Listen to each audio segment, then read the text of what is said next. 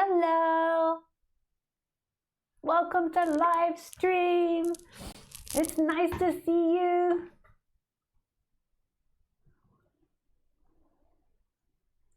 To see you, nice.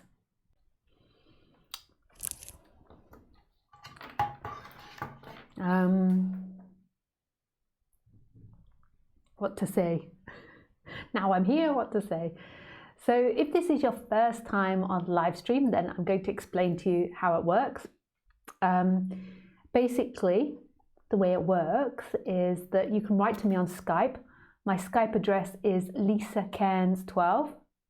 And you can also call on Skype. If you call on Skype, please send me a message first saying, Lisa, I'd like you to call me, otherwise you're ringing in the middle of someone else's answer because our times don't match up and I'm slightly ahead of you. And make sure that you have a headset with a microphone and good internet connection. Yes.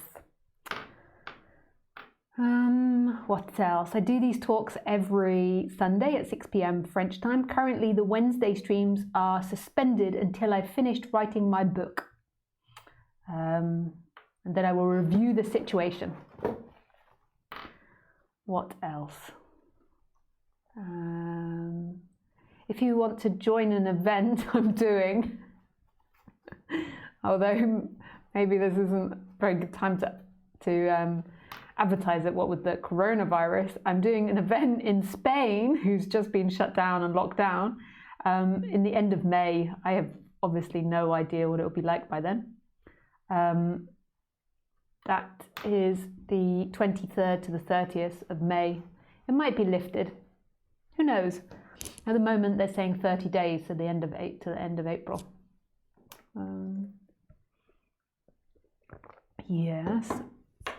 You can also book a one-to-one session with me, but just know that I am quite booked up far in advance. It's not like a mistake or anything with my booking system. I think I'm booked up till June or July now.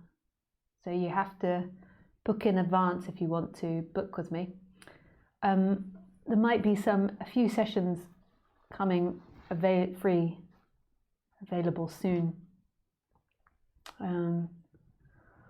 Yes. What else? Yeah.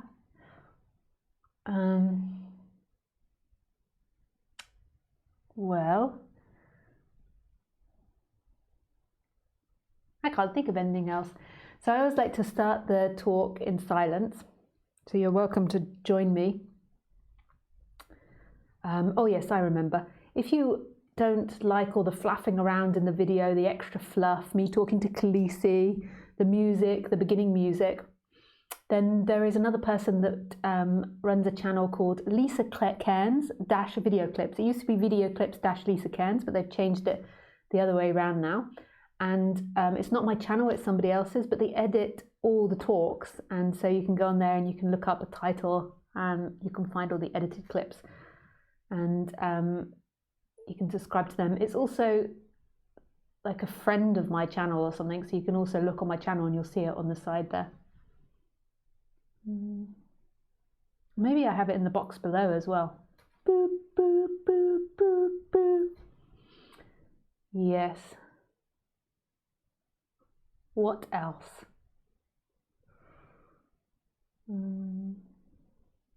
Yeah, so if this is the first time, then normally I like to do 10 or 15 minutes sitting in silence, and then after that I do an introduction, and then at about 6:45 French time, sometimes earlier than that, I take questions.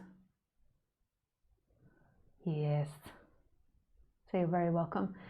So you might wonder, I've always done this. If you go back through all my videos, I think I've always done it. I used to do it to music, but then YouTube began to bring in all its bans, and it became impossible to do it to music because it banned in this country or banned in that country. So now I just sit in silence. And the reason I do that is because I like it predominantly. That's the main reason. And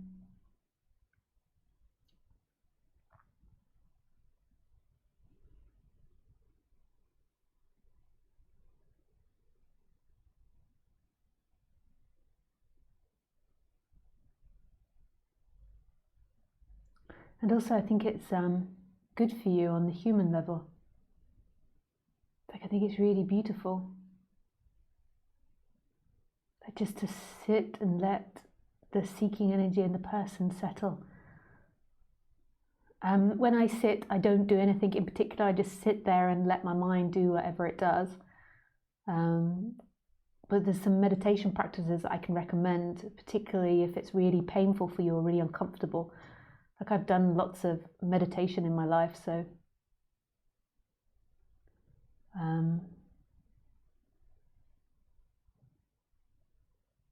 my body is maybe trained for it. But I remember when I first started, it was very difficult. So you can do two different types. I mean, you can do anything if you've been taught something else. I know everyone's always like, this is the best one, this is the best one, this is the only true one to enlightenment. But I don't feel like that. I feel like whatever feels right for you, and then just sticking with it. Like, not always changing your mind, like, oh, that doesn't work, let's go to another, that doesn't work. Like, don't be a grasshopper. So you could do moving your attention back to the I am. So the I am is the sense of presence. So in more traditional spiritual language, they would say, move your attention to the moment, like keep bringing attention back to the moment. And in doing that, see that consciousness knows all of it. It knows you, the one that's moving its attention. It knows the moment, it knows everything. Not as a thing, not as a place, not as an item, but just knows it instantly. Just really beautiful. Then the other meditation practice, if you're not so keen on moving your attention back to present moment, is the mindfulness of breathing, which I was taught at the Buddhist Center when I was very young, and I found it incredibly helpful. Basically, it's super simple. All you do is you just basically have to count to 10. Obviously, if English isn't your first language, you can count it in French, un, deux, trois, or German, ein. That's all I can do in German. So what you have to do is you have to count your breath. So in every in-breath, you count, and you keep going up until you're at number 10. So as soon as you take the breath in, 1, and out.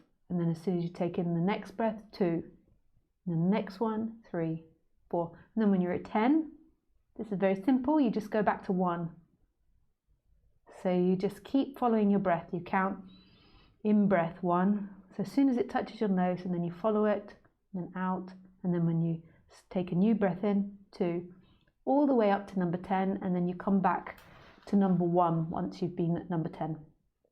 And then what's really wonderful about it is that the temptation of the mind is to go into automatic, so it forgets to come back at number 10, so it ends up on like 932, and then it's like, oh, fuck it, I forgot. And there's nothing wrong with forgetting. It's just a practice. It's not that you've failed or done anything wrong. It's just a practice to help your mind stay focused. I mean, everyone should do this. This should do this for kids, everybody. So that is all. And if you don't feel like either of those two, then the other thing you can do is just sitting here for nothing, doing nothing. Okay. Just check everything's working.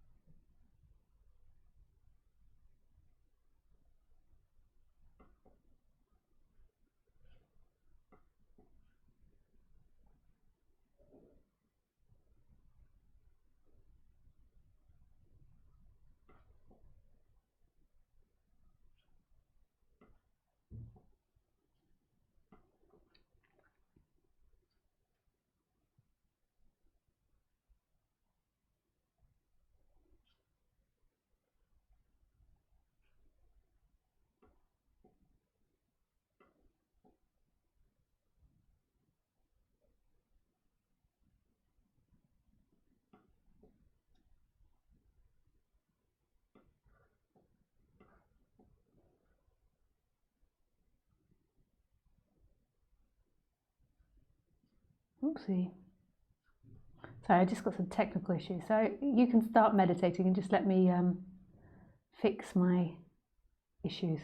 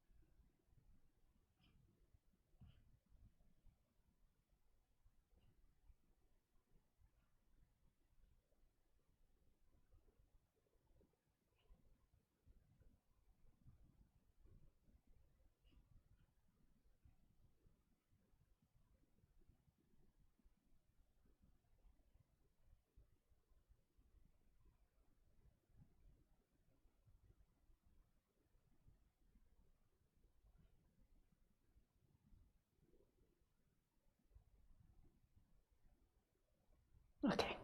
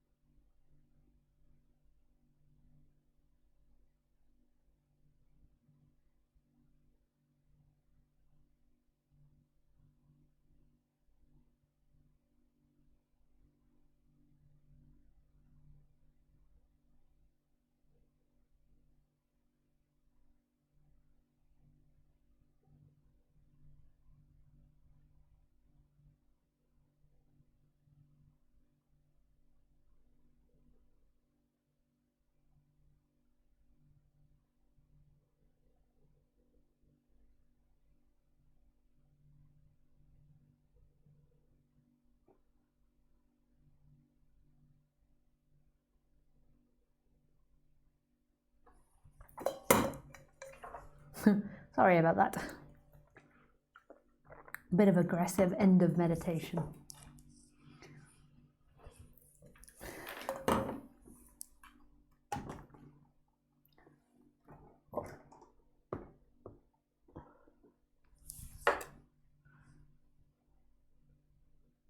So hello, nice to see you.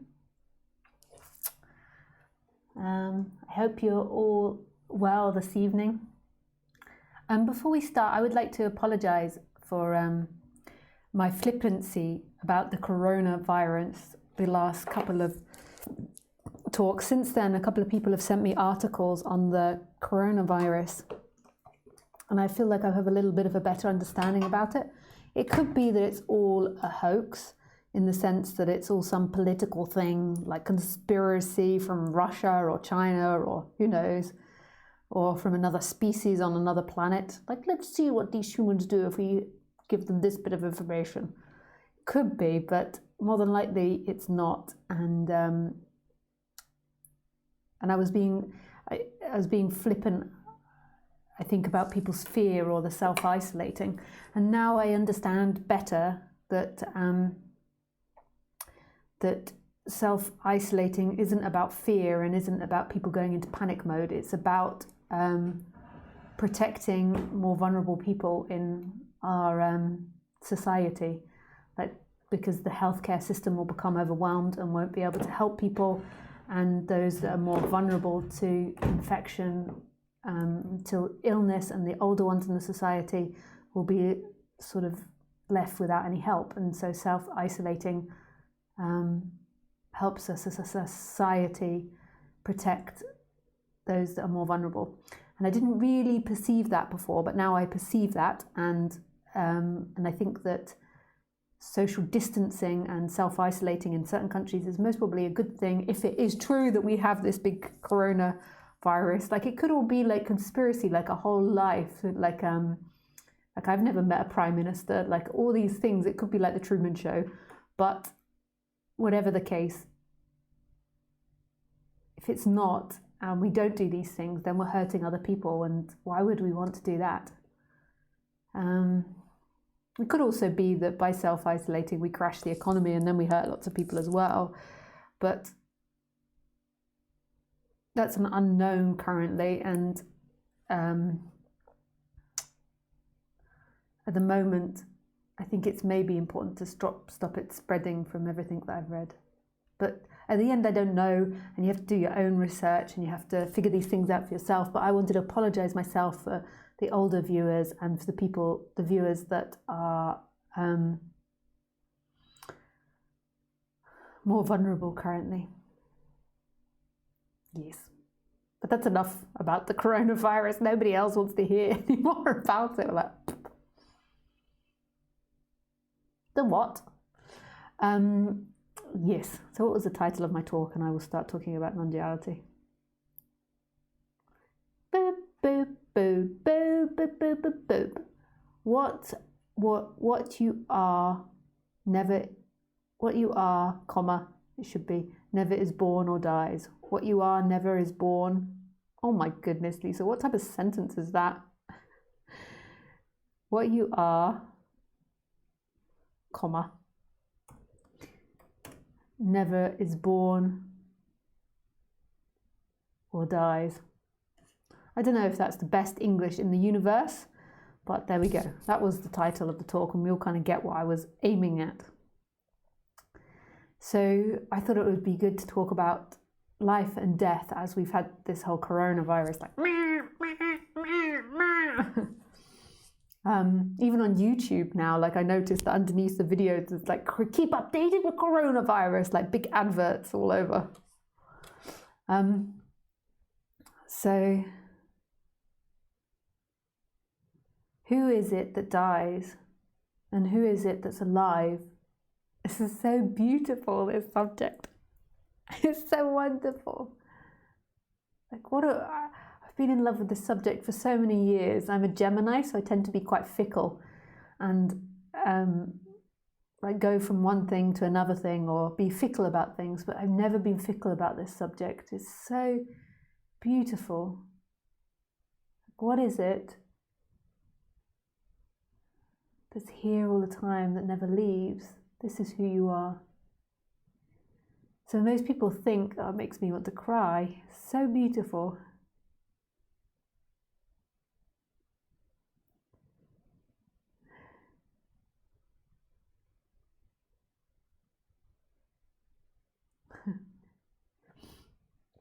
Oh dear. Oh, got me this evening. Just so beautiful. So what you are,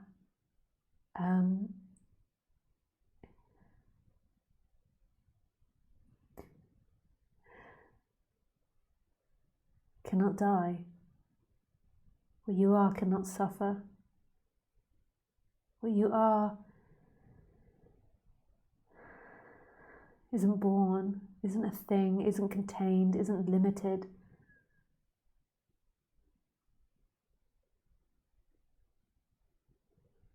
Isn't something that can be pointed at, but yet that's who you are. And that which you are isn't separate from everything that is. So most of the time, most people walk around in their bodies and they believe, I am a person inside this body. And I am somebody looking out of my eyes, and I am in relationship with you. I am in relationship with you. Whereas actually that's not the case. There isn't somebody in here in relationship with you, because there is no I and there is no you. That's completely illusory. It's a made up fictional story that's playing in most bodies, that's sitting there going, I am in here, I am me, I am this, I am that. Whereas who you are is what is.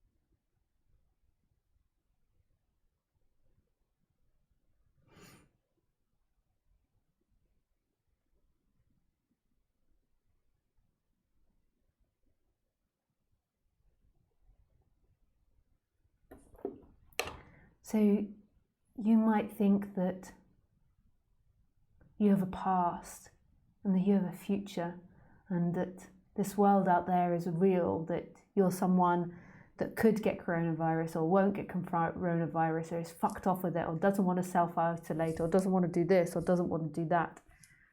But that's not actually who you are. That's a play happening in who you are. Who you are is free, expansive, alive.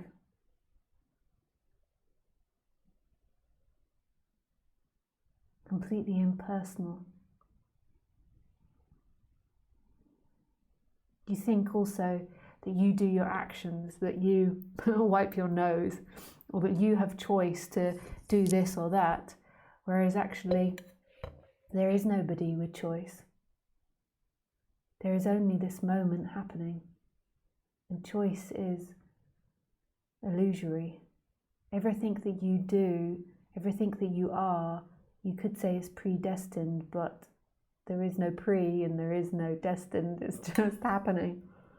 But what I'm trying to say is that you could never do anything differently from what you do, because there's no one actually in there acting separately from life. Which means this is absolute forgiveness. There's nobody guilty, there's nobody innocent, you're not better than someone or worse than someone. We have society rules, but that's not what we're talking about here in non-duality. It's beyond good and bad and right and wrong. Like all of us on the human level, in a way, are sinners and saints. What is it, the famous saying, I always get this wrong, the famous saying by Jesus, Be the first to throw a stone who has not sinned. Let the first person throw the stone that has not sinned. You know, I think it's about Mary Magdalene. They're going to stone her, or I don't know, it's about somebody that sinned. We're always so judgmental of others because we're scared of others, and it's a way of trying to control the other. But it also means that any bad action that you do isn't yours. It happens because everything else that happens, everything else, every choice you've made, every mistake that you've made, every regret that you have, couldn't be any other way. It's just what's happening. And there isn't a you that's doing all these things. This obsession, this constant talking about you is illusory.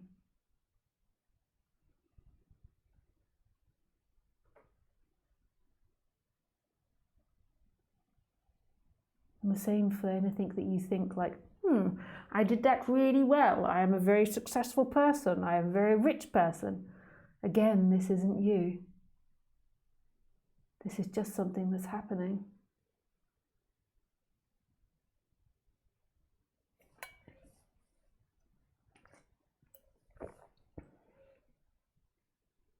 So anything that you believe is yours, that you believe you're successful at, isn't yours and isn't because of you.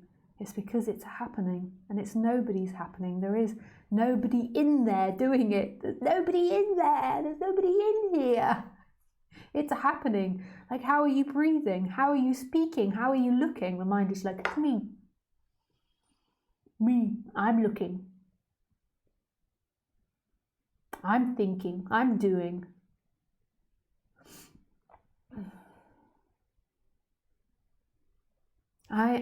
I'm creating, but who?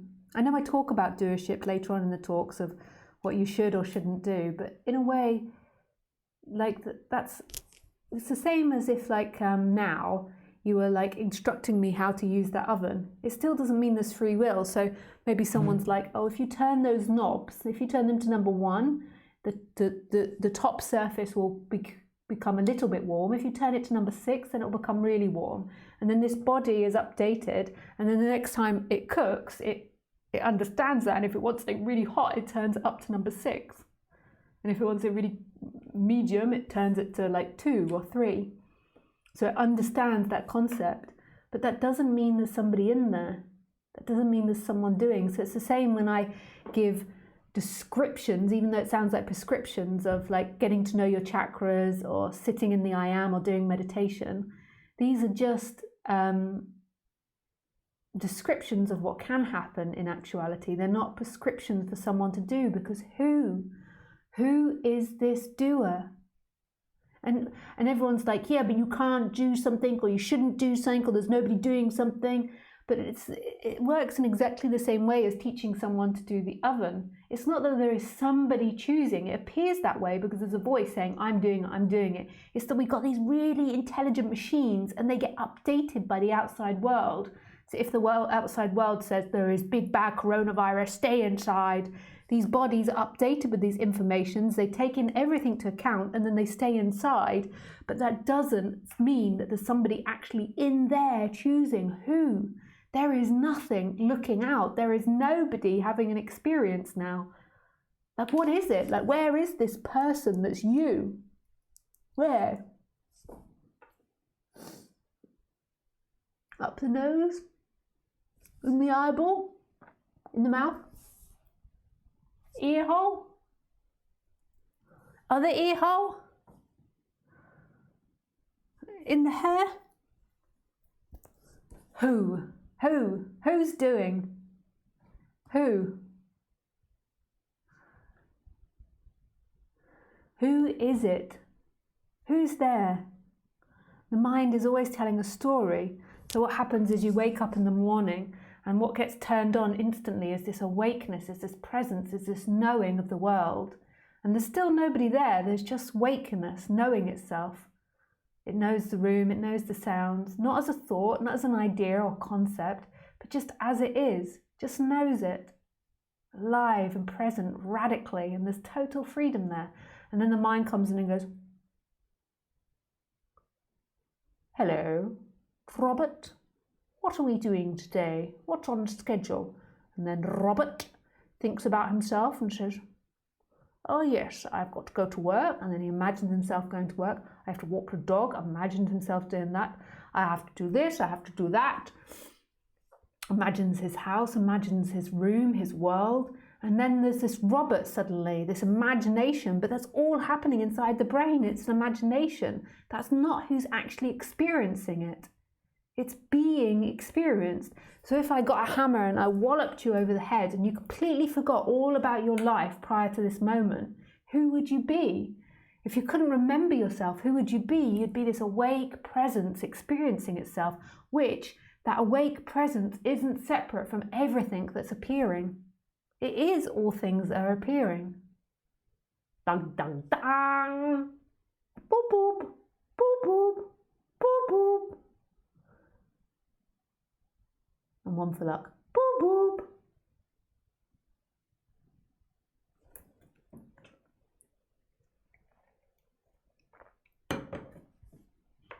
The mind goes, let me think about this a little bit more.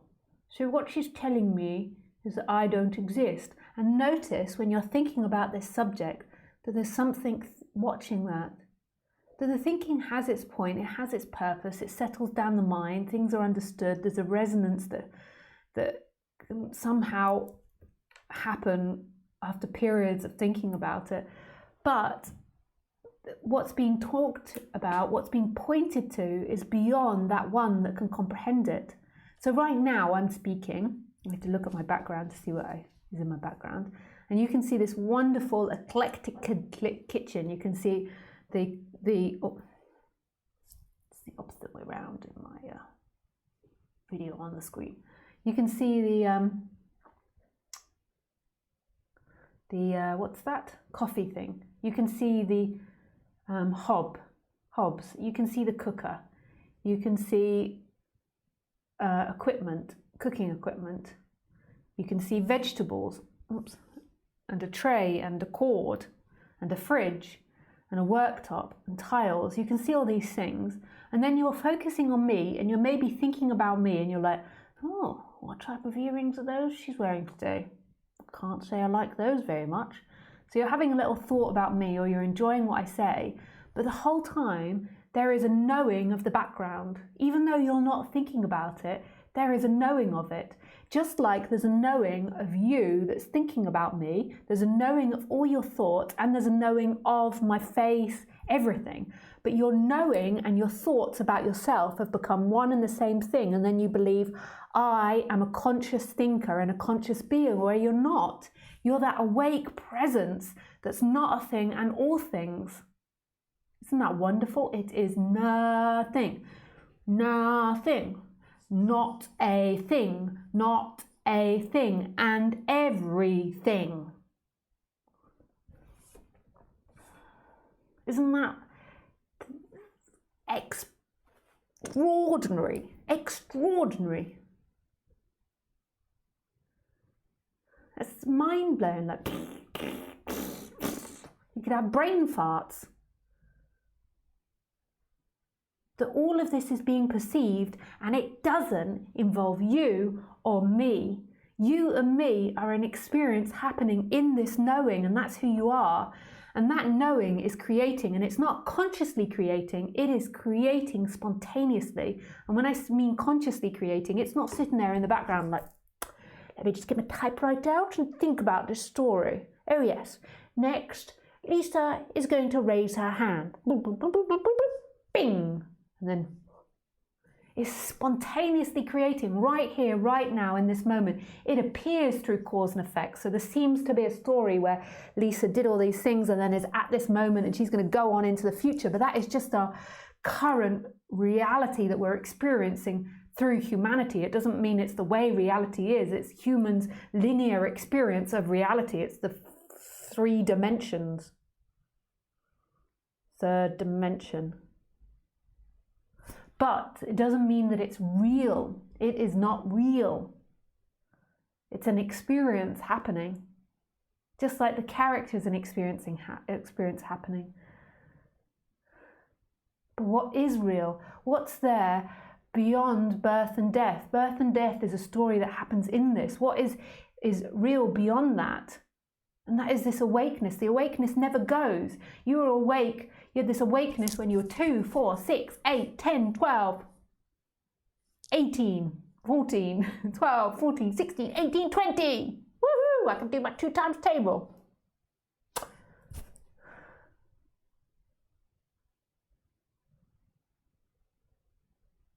But that's not who you are. The person that can perceive this, the person that can understand me, the person that's listening to me, it's not who you are. You are not a thing. Not a thing, which is all things. Which is really majestic. And you don't know it, so the one that thinks it's understanding me, that might be giving you mind orgasms at points, understanding this. But all of that's being experienced. Your essence doesn't understand or know me, it just is.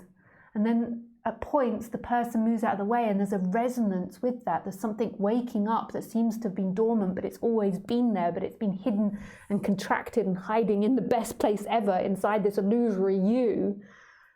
So that might begin to resonate with that, or maybe it's already resonated. Maybe you're sitting there and you're like, ting, ting, ting, ting, yeah, yeah, yeah, yeah.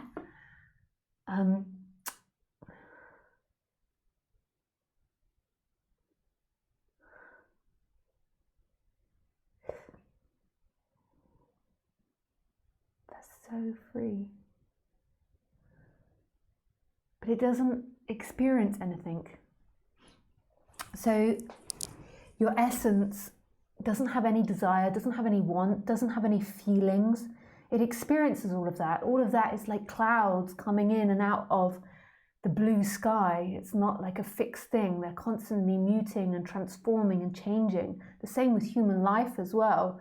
Like they're like clouds, like we pop up and we think that it's a really long time that we're here, but actually we're just a form that's appearing, and then eventually it goes back into itself and transforms like a kaleidoscope into something else, which is stunning.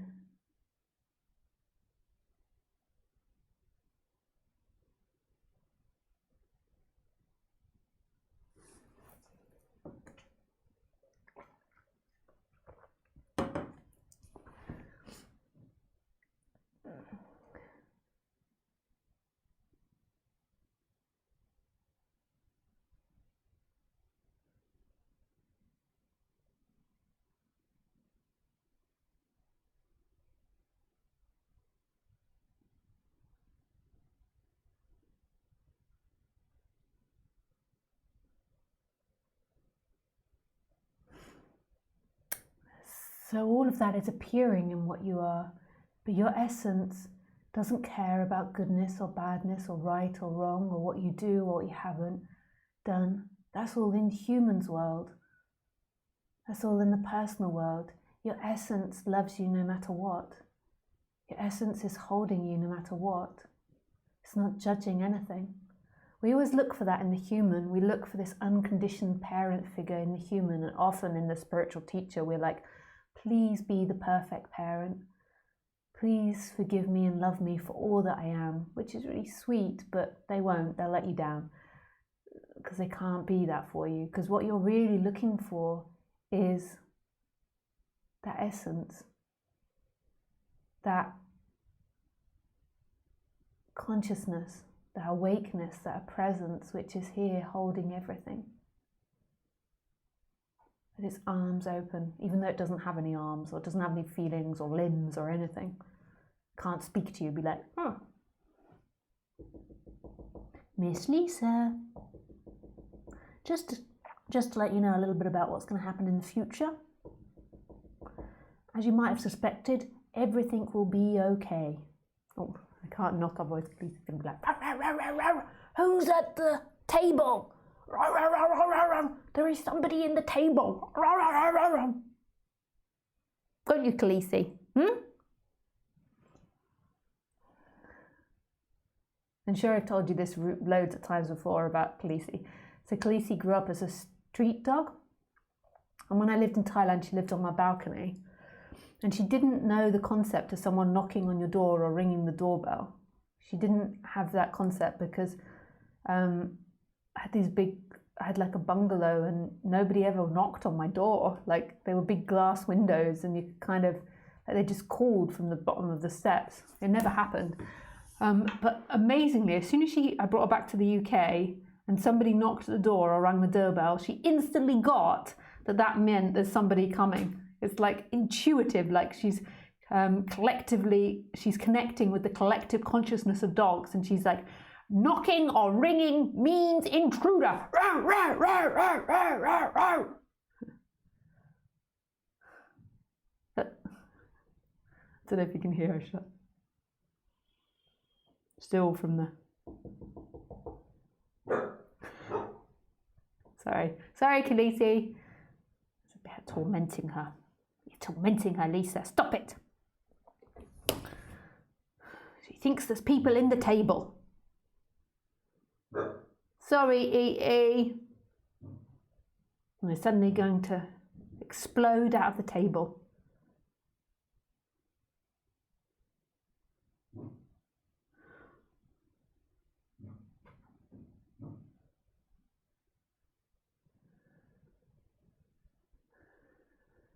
Oh my God, have I been talking a long time? It's 7:06. I've been getting excited. Now I find that the stream's not been working. Oh no, it's still working. There is people there. There is people inside the stream. 149 people. That is super abstract.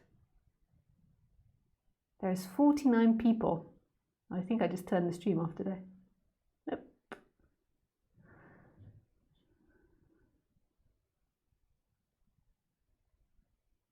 Oh my goodness, somebody sent me a funny message just before, I'll start taking questions in a minute, but just before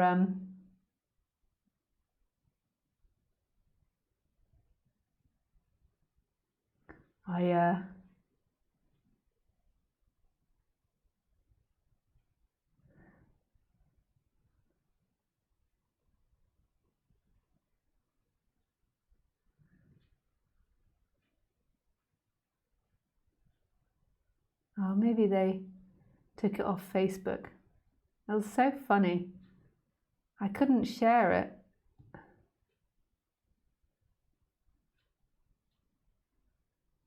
Oh yeah.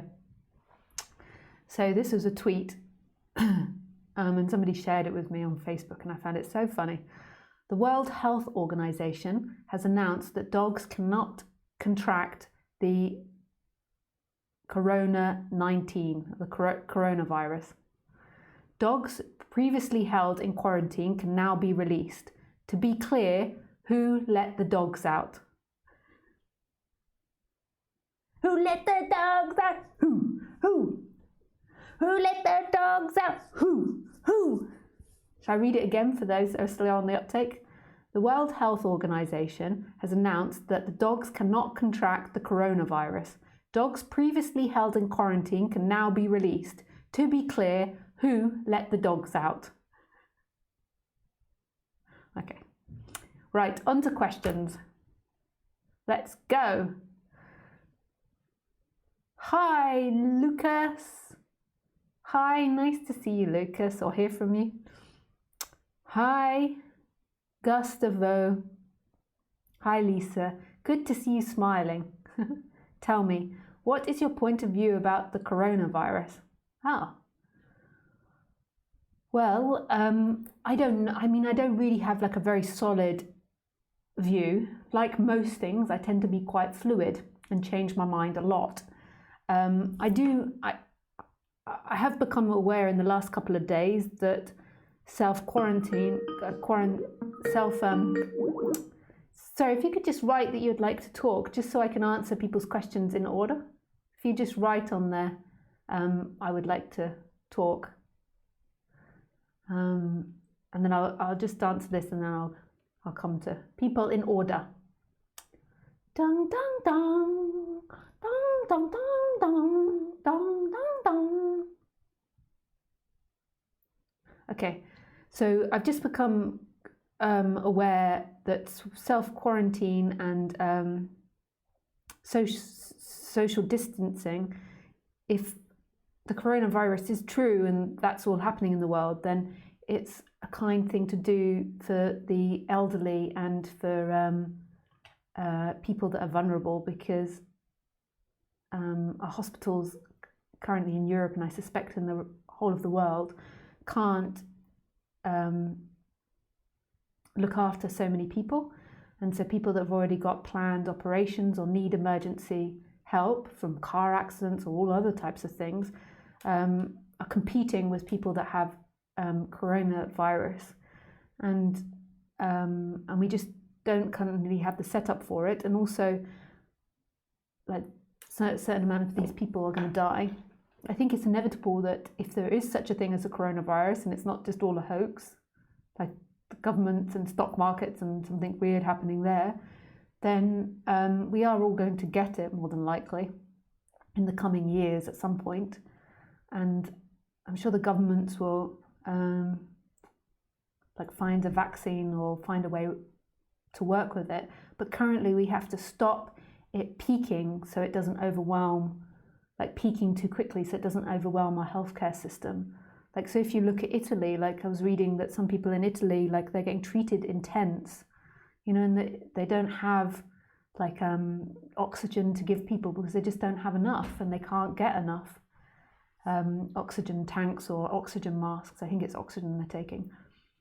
And imagine that if that was your mum in the hospital, or your sister, or your son, or your daughter, and their immune couldn't fight it off, and they were beginning to get pneumonia symptoms, and they couldn't breathe properly, and then they went to the hospital and there wasn't enough resources to help them. So if the coronavirus is a thing, and that is really happening in the world, then the best thing that we can do as society, which I think that we should assume that it is actually happening to people, because if you assume it's not, then you're not going to do it, and it's better to be helpful to society members and to socially restrict ourselves. And it's just, we're just going to have to bite the bullet and put up with it. It doesn't, I know, I'm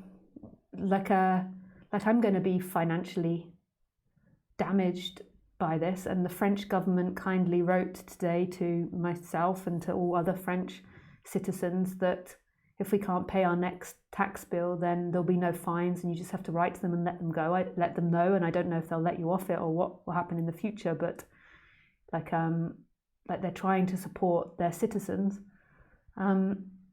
So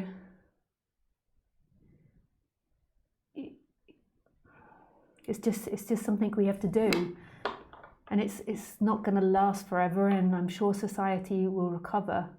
And if it doesn't, if all goes tits up, in the end, it's a perfect play of this life. And the best thing that anyone could do, psychologically, is have a really good attitude on it. So if you begin to get fear or discomfort, you recognize in the chakras, like I've taught you, and then you put them into the positive, imagining health, imagining goodness for others, love for others, respect, peace, all those types of things.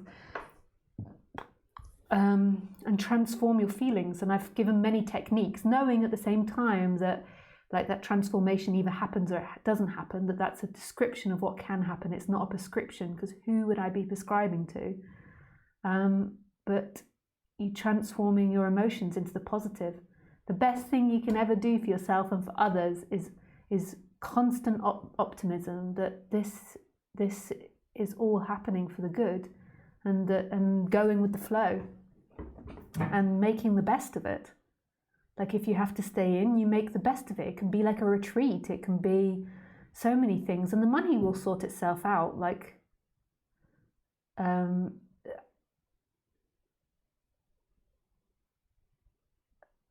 There's a possibility that a lot of us could, including myself, go bankrupt. I have a small business, so I'm more in I don't think it will happen, but you just don't focus on that about the businesses having to close down, and you focus on the positive, like all the great things about it. That like going in and being able to meditate, and it also bringing up your fear of death and life, and bringing up these issues that you can look at. Yeah, and this is the practice. This is what I'm talking about. There's nothing that can make you there's nothing in the life that takes away your freedom. Freedom is your essence. It's what's right here. It's what's glowing out of all the eyes. It's what's vibrating in everything. It's the celebration. It's right here. And if it's time to give your life back, give the apparent human life back, then it's time.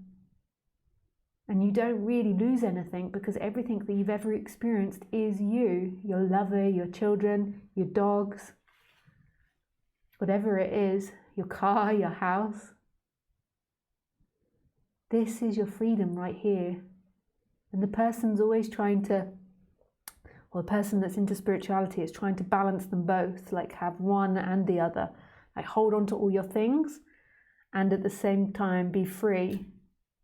And in the end, none of us get to keep anything. None of us ever had anything. That's so beautiful. God.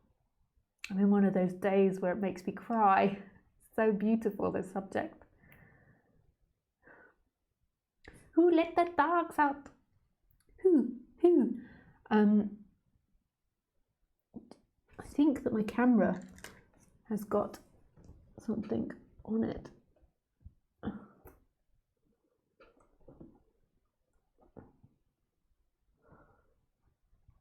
It's a little bit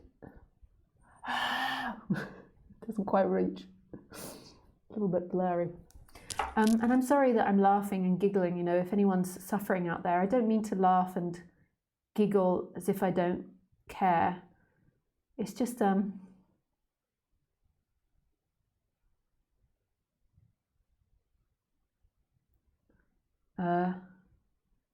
my goodness.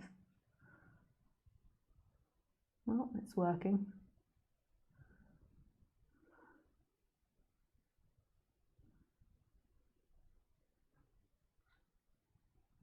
You should see my editor. Oh well, it's working. Yeah, for those, I don't mean to sound like I'm laughing and joking and being juvenile, but it's like in my heart often, not all the time, like sometimes I get upset by things and get angry or tantrum, but often in my heart on the human level I feel very happy and very vibrant, and I don't mean to be insensitive. It's an effect maybe of this subject, and so I apologize if it seems like I'm laughing and joking at a serious subject. And it is, I mean, you can imagine there's a lot of people suffering out there and afraid, and I do have, when I imagine them, I do have empathy and compassion.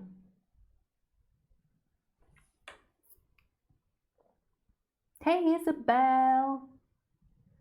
Hi Dorf.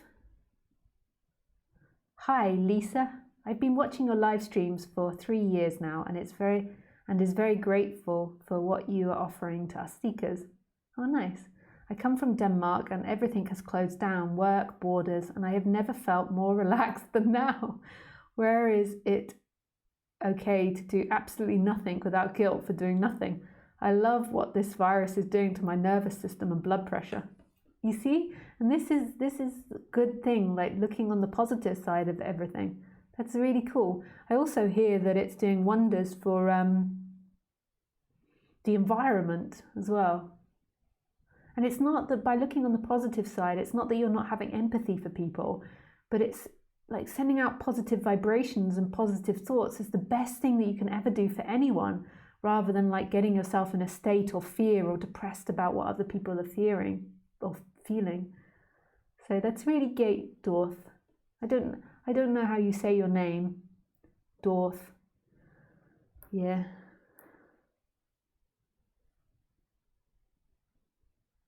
Yeah, I think everything's shut in France, but I'm currently in Germany at the moment. So I don't even know if I'll be able to go back to France. I was going to be going back to France soon. But hey ho.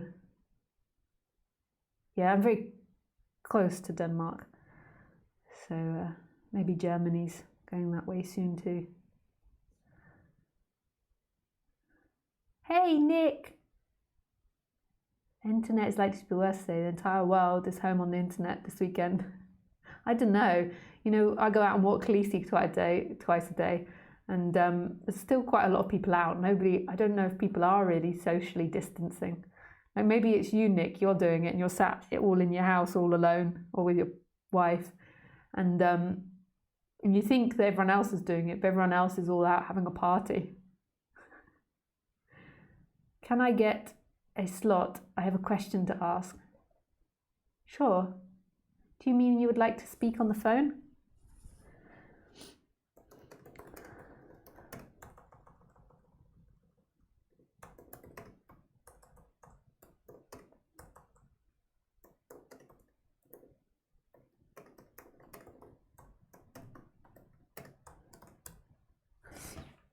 Who let the dogs out? Who? Who? I thought that was so funny. To be clear, who let the dogs out? That does get my sense of humour though. I can understand other people don't have that sense of humour. Dook, dook, dook, dook, dook. Dook, dook, dook, dook, dook.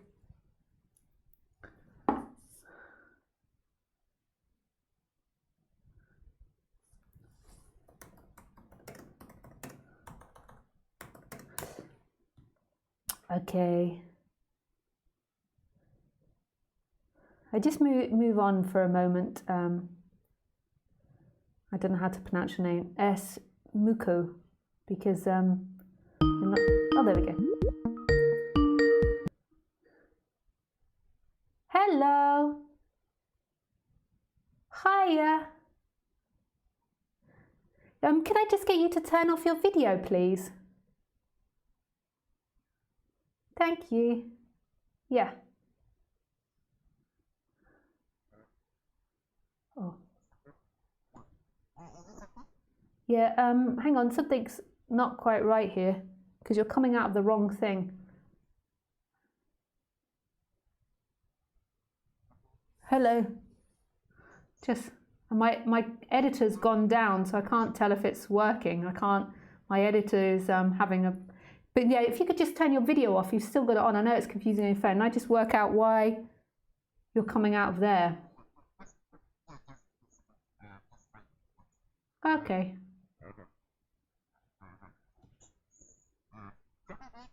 Yeah, good, thanks.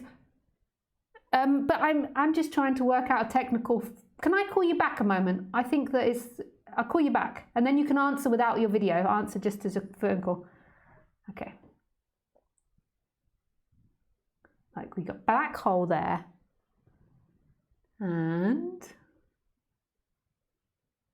microphone is yes. Ah, black hole. Cool. Okay, I hope it works. I can't see my editor, so let me know if you can't hear him. Yeah, write to me on Skype if you can't hear him, but I think you can. Hello. Yeah. Hello. Yeah. Hello. Yeah. Hi. Is it possible that you just turn your video off? I think you answered it with your video again. Which one is the video one? That's okay. I'll just call you back, and when you answer, there'll be a phone and there'll be a video sign, and just answer it with the phone. Okay? Bye. Okay.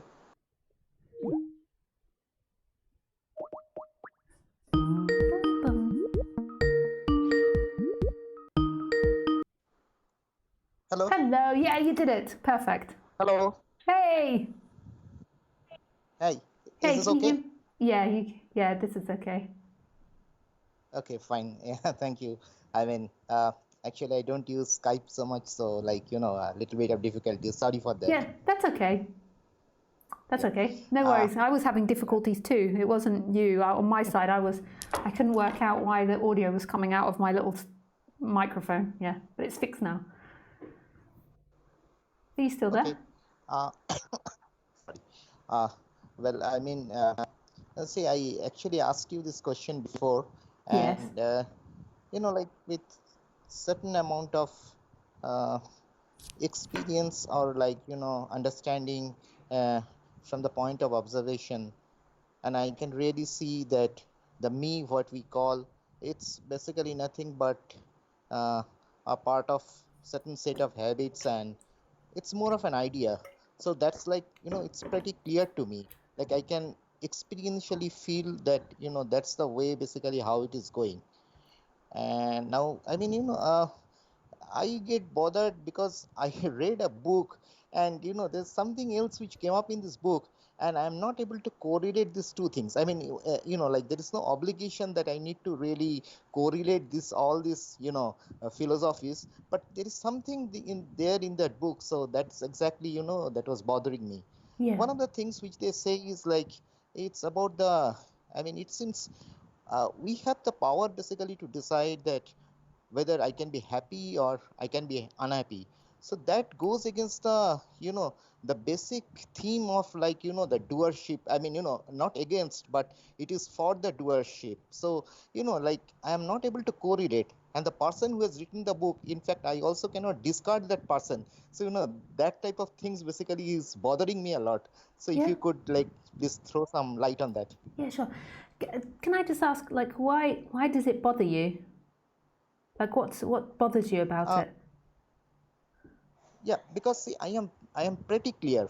I am pretty clear. It's not intellectually, but experientially, I am very clear that what I call as me is like it's a certain set of ideas and beliefs. It's more Yeah. of an idea.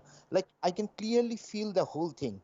But in fact, in the book, it says that uh, it seems we have the power. I mean, when he says we, really don't know which we he is referring to. Yeah. But I guess like he's talking about the small we. I guess so. Yeah. And he mentioned that it seems we have the power basically to decide whether we can be happy or we can be unhappy. It seems the control is in our hand. The handle Yeah. is here. Now that goes against the the basic theme of how the life works. So I am not able to correlate. Like, is there a context on which this guy is talking about? Do you think so? I mean, I'm because unless like why it's bothering me, it's more like I am thinking that I am more into a state of hallucination, and that guy is talking sense.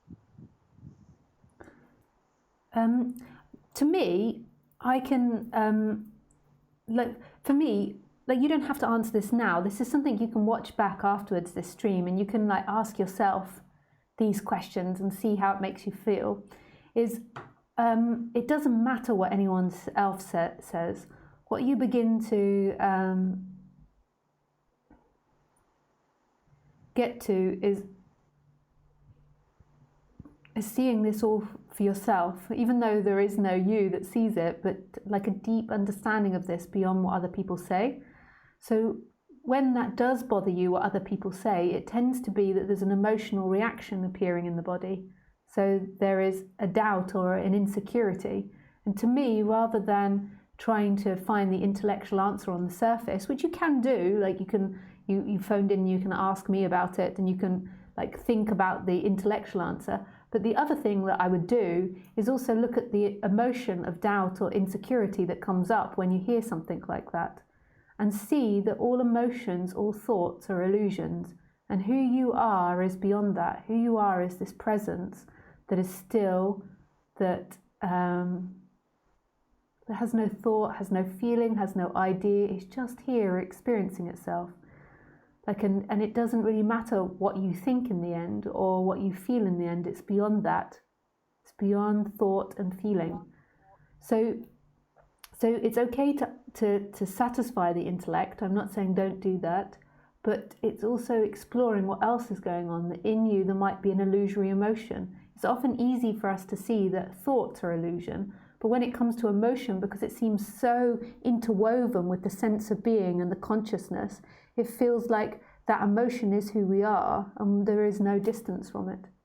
So that's number one. That's what I would say. And then number two, like the second answer to it, is that what begins to happen, or began to happen in my mind and still happens over time as well as this body-mind mechanism evolves, is that it becomes very fluid.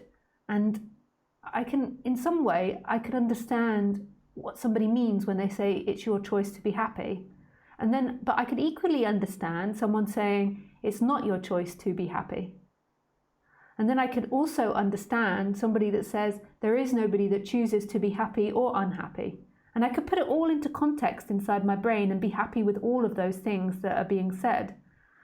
Because it does appear like it's your choice to be happy or not. So it does appear that you can make the choice to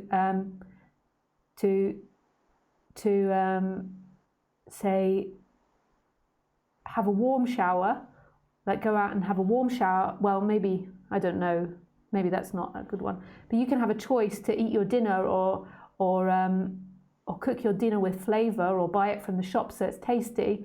Or you can have the choice to not do that. Or you can have a choice to walk away from an argument or have a choice to stay there. It appears like you have the choice. On the ultimate level, we know there is no choice, but it appears like you have the choice. It appears like you have the choice to choose between a banana and an apple. But then on the deeper level, we know there's nobody actually choosing that. But in the moment, there appears to be a choice. And sometimes when you're speaking with people, like when I work with people, sometimes when I work with them, I have to try and get them to take responsibility for their life, even though there is no responsibility. But it's like you have to do things in steps.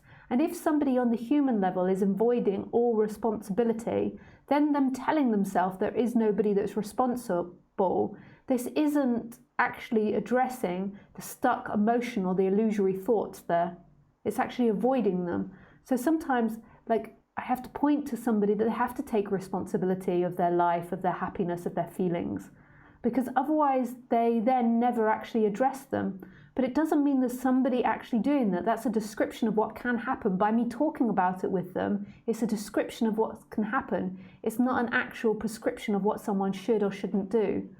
So say, for example, like with Khaleesi, if I started going around and going, there is nobody that's responsible, and I took it really to the extreme, and Khaleesi wasn't being fed and being walked, this is my dog, this would be a delusion that's happening, and then I would need someone to come in and tell me to take responsibility for Khaleesi and point out the damage that I'm doing to her by not taking responsibility. But it doesn't mean that there is actually somebody in there that's responsible. It's like a robot. This information comes in and then there is a change that happens. So I can see it from all angles. I can see it as in it's your responsibility, your happiness. It's not your responsibility, your happiness. And then also there is nobody that is responsible for happiness or not happiness. It's that mind begins to become really flexible at seeing things from all different angles, because you begin to realize there is no truth in the mind. And what you're actually truly looking for, the freedom that you're looking for, is that which is watching, is that which is experiencing, is that which is the no thing and the everything, not a thing. How's that? I heard you try to speak there. How's that? Yeah, this is excellent. In fact, if I could, if I really understood the whole thing, it's like it's a level of context, in a smaller context, maybe the sense of doership might come in, and mind is okay, and mind is very happy to feel that, I am doing so many things. But on a larger context, on the ultimate context, this really doesn't matter. Everything is getting done. In fact, your answer is more of a validation to me. In fact, this is what had been going at the back of my mind. But, I was thinking whether I am going through some hallucination. Am I going nuts on that? Yeah, and that's good. That's sometimes good to check in and just to see. And to clarify things. And thank you very much, Lisa, for With pleasure. really satisfied with your answer. Nice. Lovely to speak to you again. Thank you. Bye. Thank you. Bye. Ah, sweet. I enjoyed answering that.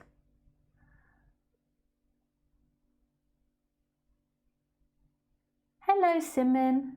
Hello, dear Lisa. Hi, Simon. What a blessing being isolated in home and still connected to this vast consciousness and beautiful, lovely Lisa. Be blessed and blissful as you are now. Ah, beautiful, Simon. You see, this is the attitude. Like, I mean, just think of the difference in this world if everyone had a positive attitude towards it. It's so beautiful and empowering and lifts up all the spirits. Hello, Vadios. Hello, thank you very much for being with us. That's a pleasure, Vadios. Sorry, okay, I'd rather talk, but text.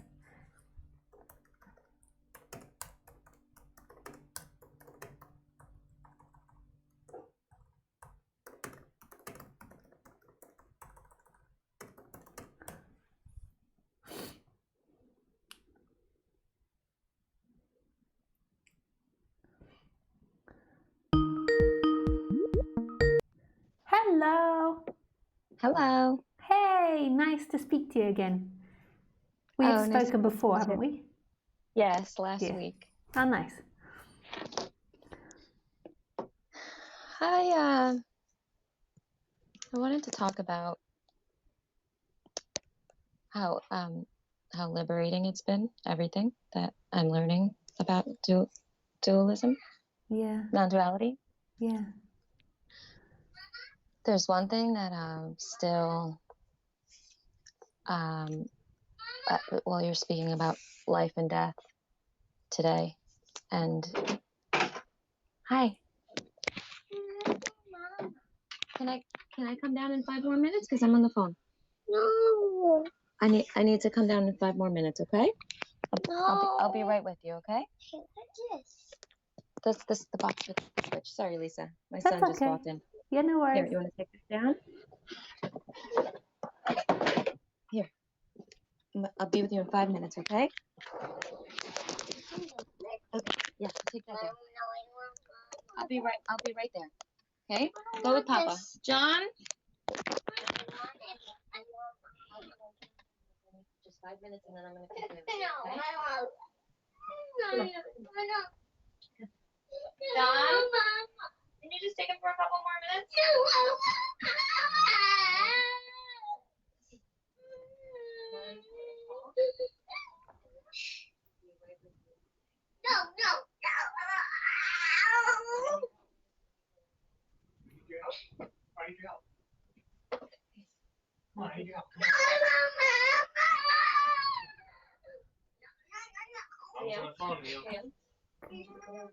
I can't silence anything, I don't think.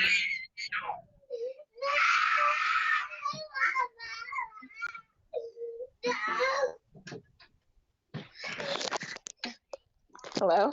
Hello. Oh, sorry. That's okay. If you want, I can call you back in a bit if you need a moment. No, it's okay. My husband's here. Yeah. It's so synchronistic that as soon as I Yeah, and started talking to you, it was so cute the way he like came in and was like, no. what's so synchronistic about it is that this is the question that I wanted to ask was Yeah. about how liberating it's been, but can you talk to me about so it's liberating, but there's still the fear of my children dying. Yeah. Like I know that like he could just be a cardboard cutout, like you said last week. Oh, God, Like he's just part of this dream of mine, right? Yeah. But and I understand that like love for him, the connection that we share isn't me. It's just love happening. Yeah. It's not me feeling the love. Yeah. It's consciousness happening, Yeah. love happening, right? Yeah.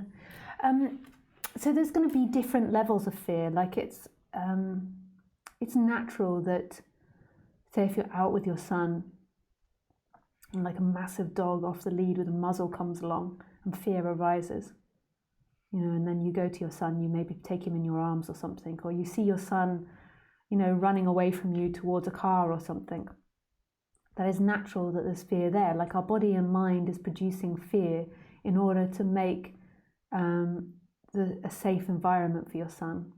So there's a certain amount of fear. Human thing that keeps us alive, the evolutionary drive to stay alive. I get that, yeah.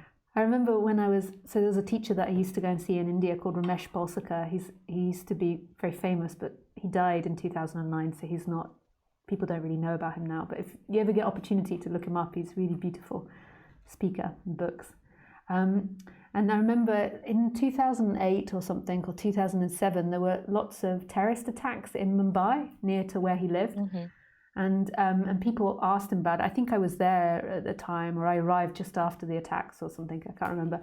And people asked him about fear. And he said if he was in the train station, when someone started shooting, he would be the first to run away. Like sometimes people get like this really wrong idea that fear is the enemy. Fear is a natural biological reaction that's happening in the body in order to move you away from situations that are difficult. The problem that happens is then the identification with the fear, and this is the identification with the fear then makes the chakra, the area in your body where you experience fear, stay in fear, because the identification keeps repeating mentally the story of fear. So you keep going over and over again what you're afraid of, and then it makes your chakra, so it's most probably the sacral, the root, or the solar plexus, can even be the heart chakra as well, stay in fear, in negativity. And then it's like a chicken and the egg, because then that negativity in the chakra then begins to produce fearful thoughts in the mind. So my best recommendation for you, knowing that this is a description, not a prescription, that this will either happen or not, it's not really your free will to do it, is to make friends with that fear and explore that anxiety that you're having with your son and with the death, with death or with losing him, and really get to know what it is that you're afraid about and really go into it. And you'll find really amazing layers. And you can only do this with a sense of impersonality, because otherwise it becomes too hard to admit. Because I'm not a mother, I have a dog, and I think that I've used a dog to help me. I'm nearly 40 now, so I doubt I'm ever going to have children. But I used the dog to exercise my mothering, nurturing instincts. So I've had dogs most of my 20s and 30s, and I think it's helped me get out that energy of the want to look after something and nurture something. And so I can't really know what it's like to have children, but I do have a lot of experience of working with people, and I put effort into getting to know and really listening to people. And there's so many different things in the fear of losing children. Because why is it that we have children in the first place? There's a biological reason, but I suspect sometimes for some people, and this is more of an identified reason, the reason that we have children is also a fear of being alone and a fear of our survival. And the reason that I say that is from working with people and speaking with people and really getting to know their feelings. And then also, if you look at society, where survival is less secure, people tend to have more children. Where survival is more secure, when survival is less secure, they have more children, and when survival is more secure, they have less children. So I think there must be a connection in that. And when I've worked with people, often like fears come up, not only about their kid and their kid being in danger and the need to protect them, but there's also the fear of if their kid dies, it also threatens their own survival. So there's all these different layers, but that takes a certain amount of relaxation of your identity to be able to admit that to yourself, because it's very difficult to look at our shadow sides. This is like the more shadow mind, the more it's easy to look at the altruistic mind, at the loving mind, at the good mind, but looking at the more difficult, fearful mind, it's hard to look at. And the way that you really get to know this is through getting to know the feeling. So where is it you feel the fear in your body, and what is it the fear is saying to you? And just like meditating on it and giving the fear space. Once you've done that and you've got to know the fear pretty well, and you can recognize it happening in your daily life, you can then turn it into the positive. And this then will help pick up your chakra. And this is just about healing trauma and healing the chakras. So once you've identified it, so say as if really when you're fearing your son dying, you're actually fearing your own survival, then you can say the opposite, which would be I'm safe, I'm healthy, I'm free, I'll have a long life, whatever it is you want. But if you don't identify what the chakra is actually saying, then you can't say the opposite. Like, you have to really get to know what the feeling is, because it might not even be that. It might also be a fear of failing. Like, you might, like the idea of your son dying might be that you failed, which in the end it comes down to survival as well. But if it's about you failing, then what you would want to be telling yourself in the positive, once you've really acknowledged the feeling, is I succeed, I'm a great mum, I help my son flourish. These types of things. And all of this is like, or just knowing that like failure is not even a real thing, right? I mean, yeah, that's another in thing my we could essence, do. Yeah.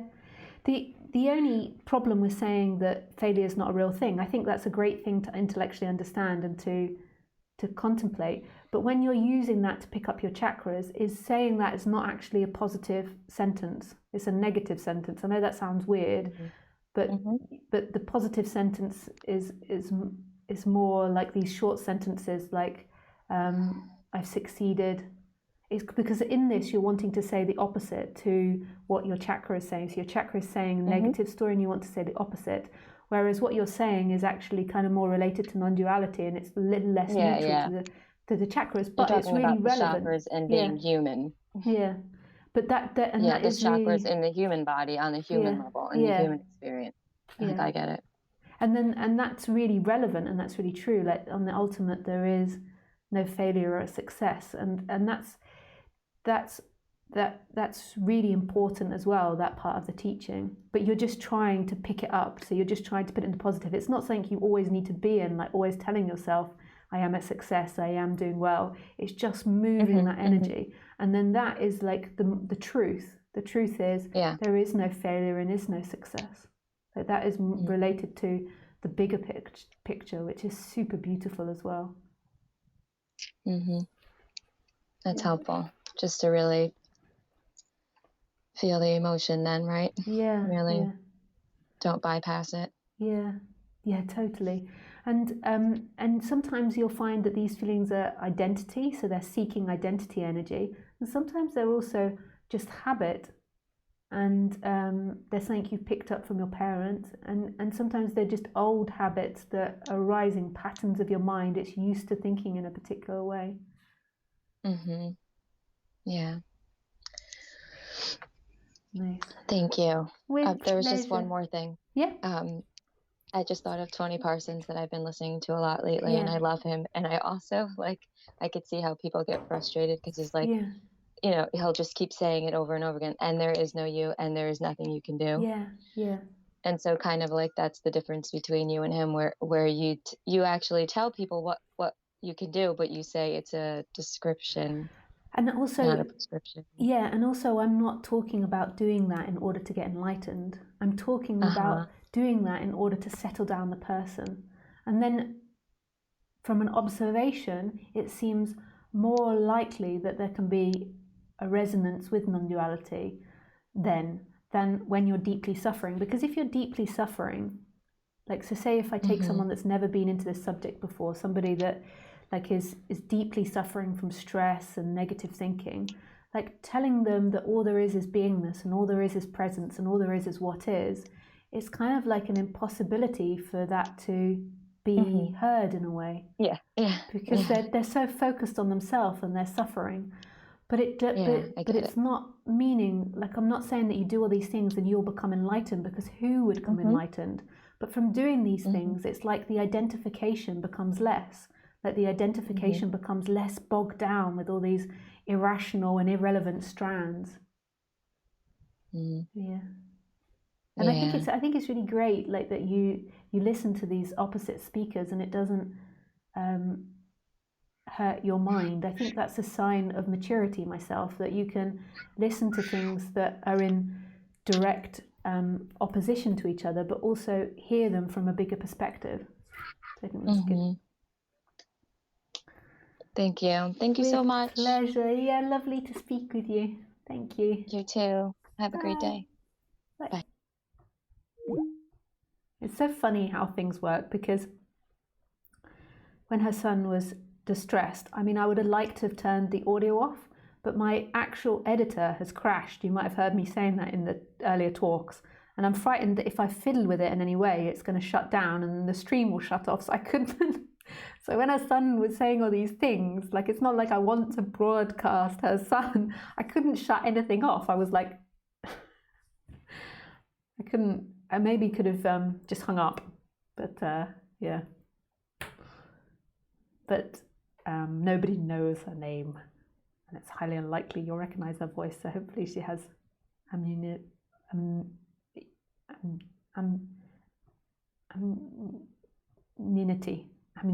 Sorry, sometimes my dyslexia stops me being able to say words. Immunity. Hi Thomas. Hi Lisa.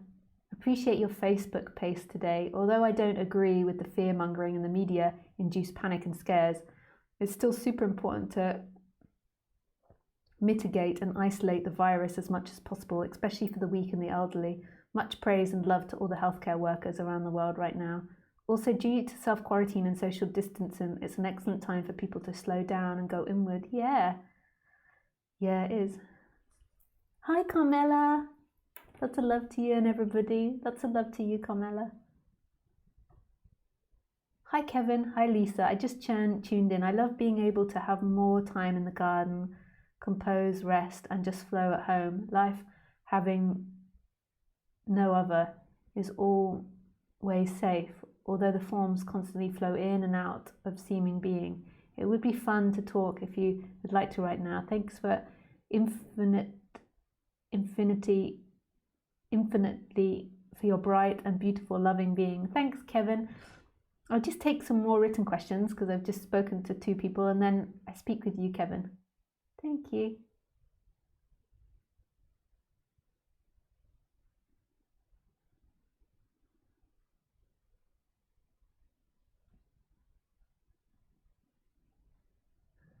Hi Movis, love you Lisa, thank you for the live streams. When are you going to finally marry me?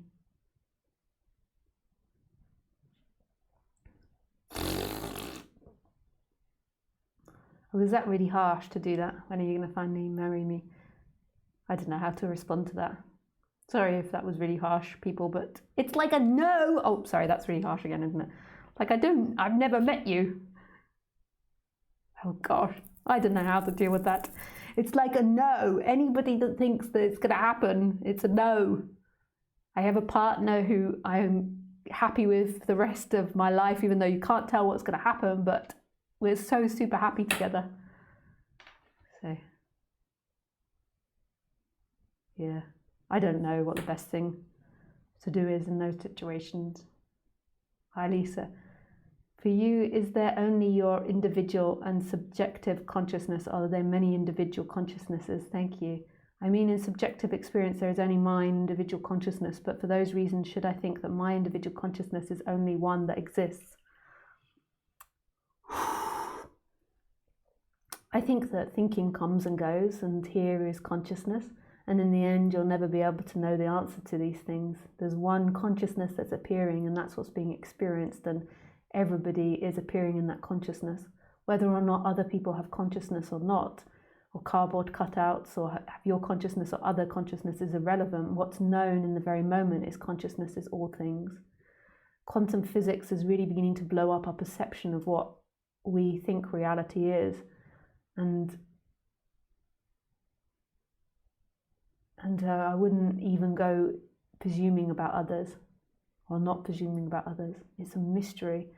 But in the experience, there is this one conscious presence which isn't separate from anything.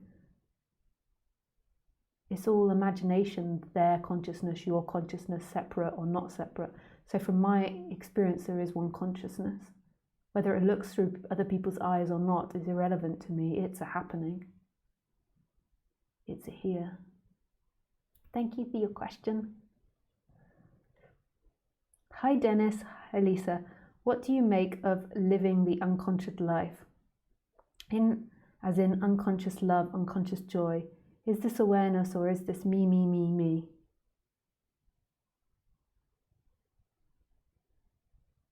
I don't know what you mean by that. The unconscious love or the unconscious joy. I mean, I could project onto you what you mean by that, but I don't know really.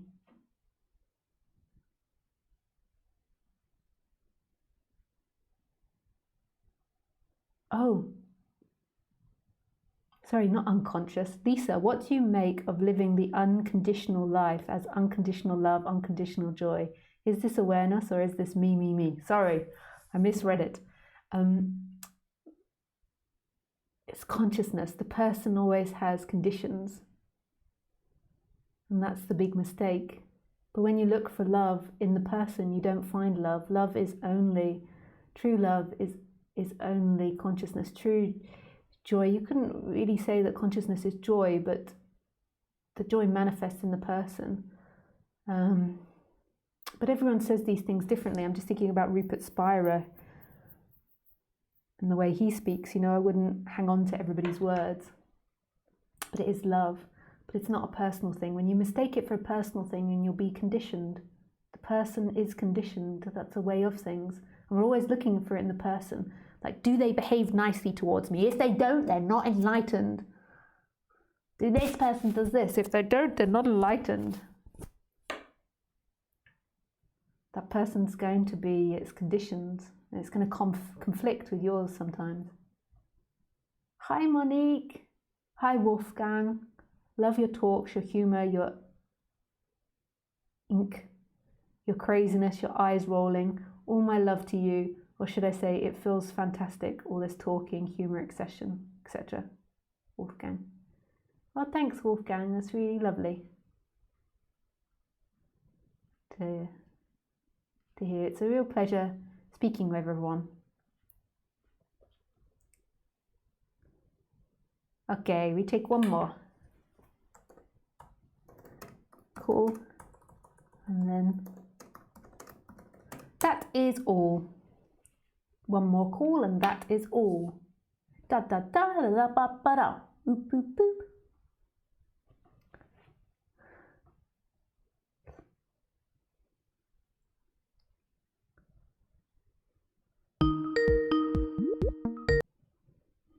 Hey Kevin.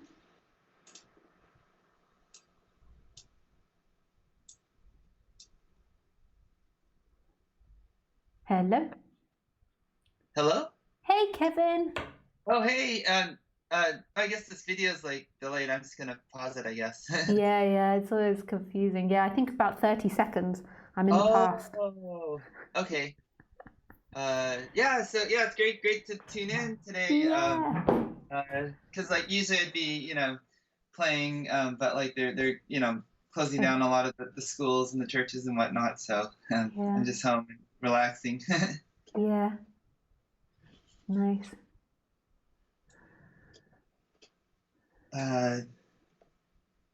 Yeah, so it's yeah, like it's really interesting just to see like all the the different interpretations of just kind of like the play of consciousness in the form of like a virus or whatever, like really anything, any phenomenon. And there's it can be interpreted in so many ways. Yeah. But I definitely feel like it's kind of like all events are neutral in a certain sense, and it can be like I kind of like how you encourage the more positive outlook on it all. Yeah. But to consciousness or beingness, it doesn't have an objective. So if all of humans become wiped out or not, it holds everything that happens. Exactly. Yeah, totally. It's like the field of infinite potentiality and the essence or the energy or substratum or whatever you call it. It's like it can't be diluted or it can't be harmed at all because it's only itself. Yeah. It's interesting what will happen in humanity. I always feel like in the human world, like things are happening like more law of attraction. So if people are very fear bound, then it's almost like they're bringing that fear more to them. It doesn't necessarily mean they're bringing the disease, but they're bringing more negative stuff towards them. And the more relaxed and more open, then the other stuff comes towards them. But it doesn't. It's not a personal thing. Like nobody's doing anything wrong if they have fear or if they get agitated. Like I had moments today of concern about my mother. Yeah.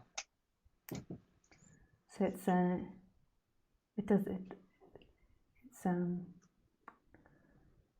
all the way it is, and the best, I think, on the happiest level for the human is to always look at everything with optimism and positivity. Yeah, totally. Most balanced. It's kind of logical because it feels terrible to be really negative.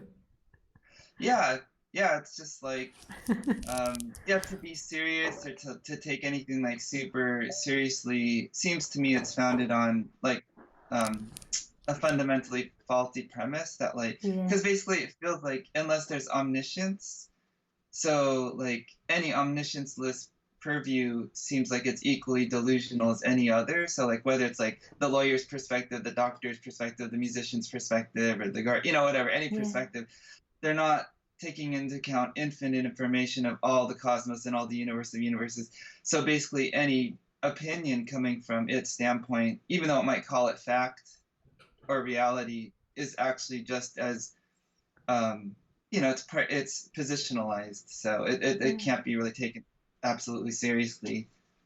Yeah totally. But yeah, like with attraction, I feel like we're always complicit to whatever we're experiencing. It's like yeah, so do I, even though I can't really explain that. Like it's again not personal. Like there's not a personal complicitness in it. It's just it's magical. It's like we're all creating this simultaneously. Like just creating this dream simultaneously. But I don't even know who these all are. Like it's not even all. It's just one creating it. Exactly. Yeah, because like when you dream at night, you could dream of 2 trillion humans in your dream, but like it's really just you, and whatever mood you're in or whatever energy vibration you're in. That whole dreamscape, like the whole universe that you're dreaming, will reflect that. If you're happy, if you're in love, it'll be like 2 trillion loving beings. Totally. And it's not like you're sitting there in the dream thinking, what shall I dream next? It's just spontaneously happening. Yeah. Oh yeah, totally. Because it's like, because it's not like linear like that. It's just kind of, it's instantaneous. It's so quick. Yeah. And sometimes you can, like I know that you lucid dream as well, so you do actually wake up in your dreams and dictate them, which I've only ever done once, but it is, a friend of mine does it and it's really amazing. I just haven't got the energy to practice doing that, but I do think it is amazing. Yeah, it's fun because it's a totally different feel because it shifts. It's like a radical shift from like there's a whole external world of factors that can influence me or affect me or cause certain things to happen to like, wait a minute, like I am the whole world. I am like the whole field. And then like, and then in a certain sense, sometimes there isn't even a desire to change anything because it's like you already know that you're safe and you're beyond like all the phenomena, so it's all cool. Yeah.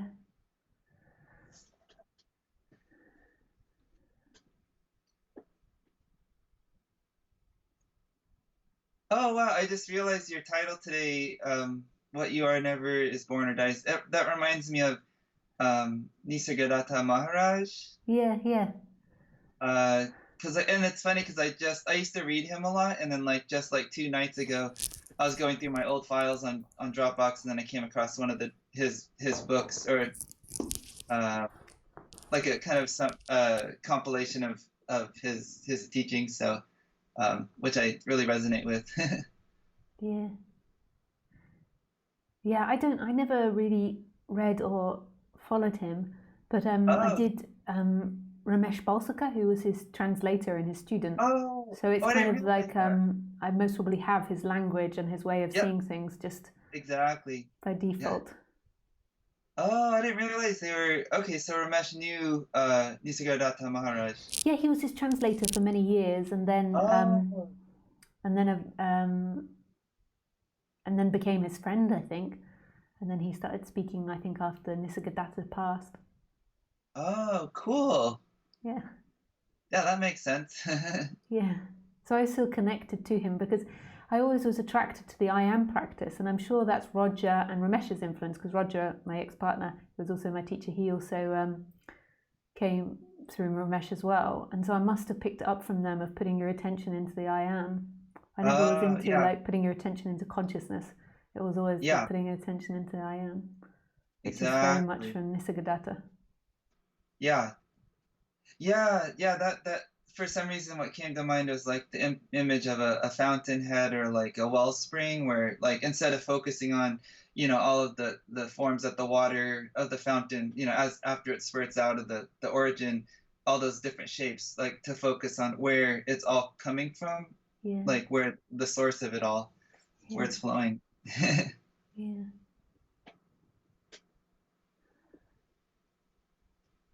Nice.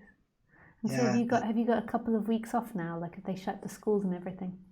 yeah. They shut. I work at 3 schools and 2 of them shut down. So yeah, I definitely have more time to just kind of um, relax and plant new trees and plants. I was gardening all morning, Yeah. and then I'm going to start to paint again, some palette knife painting. But yeah, it's just kind of like going. And did you have an email from the tax office? I got an email Anyway, from the French tax office this morning saying that if I can't pay my taxes, because of loss of earnings, that to just write to them and inform them, and that I wouldn't get fined if I couldn't pay them. That there wouldn't be a problem. I don't think they'll let it off. I think you'd have to pay it back over a period of time, but I presume most countries are doing that type of thing. But it's really amazing that France did that. Like, that's really beautiful that they sent that out so quickly. Like, they shut everything down yesterday, I think, and then they sent that email out. Wow, that's cool that they would do that. I didn't get any notice in the U.S. here, but one of the schools I work for, they said the days that you're off, you can just keep those hours, and they'll still pay us for the missed week or 2 weeks. Yeah. So that's nice. Yeah, it's interesting what the different countries do. Yeah. But I mean, the actual virus itself, from what little I understand of it, I mean, the common flu that comes every year is like more deadly than the coronavirus. Yeah. So it's kind of funny that there's all this, commotion about it. Yeah. Yeah. Yeah. Nice. Okay, I think I go for my dinner now. Nice to speak with you. Okay, yeah, Kevin. great to talk to you too. Yeah, I'll talk to you soon, and and have a have great a nice retreat for the next couple of weeks and time off, and enjoy gardening. Yeah, thank you. Thank you so much. Thank you. Bye. Okay, all right, bye-bye. Okay, guys, I don't know how this stream is going to end because my editor crashed, so this might be quite a brutal ending. But yes, I wish you all well. Remember to like the video if you enjoyed the video, and and I shall see you next Sunday.